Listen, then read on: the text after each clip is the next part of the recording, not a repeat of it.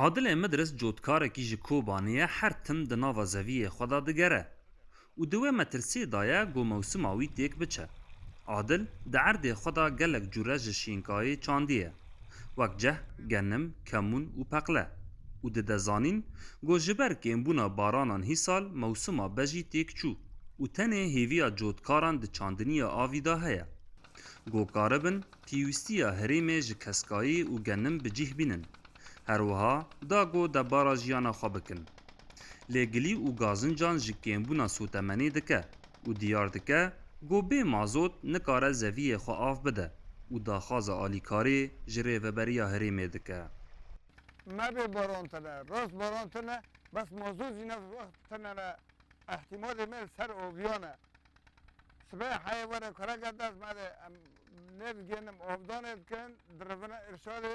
سبی موضوع ته دبی نبی ویش کوبانه ناتیه تقلا مت چاندنه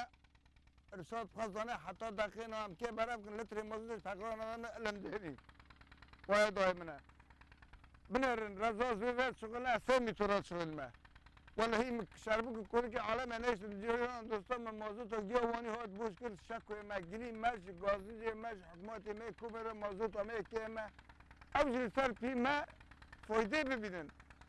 بزار بچینه راک دین فلات رزق خواهش وی باویج وی بجی بیتر تنه بجی هی نبو. Cotkarên Kobanî wê yekê aşkere dikin. Got hîsal tim mewsim tune ye û taybet ceh û genim got ew çandiniyên serekene li herêmê û didin zanîn got wan gelek pere lê xerc kiriye û têkçûna mewsimê bandoreke xerab li aboriya herêmê dike. نه کوه نه جای نه تشتکی برو خودی پوتوسون مصرف لی نکن و نر نزادن زاد نبونه زاد تنانا کمون عشق دبنا نیست عشق بون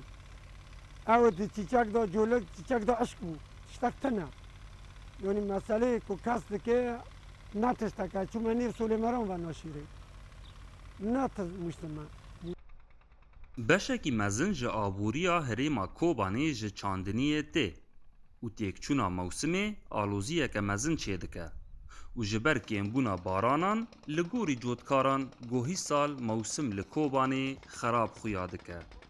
Mehmûd Balî Dengê Amerîka, Kobanê.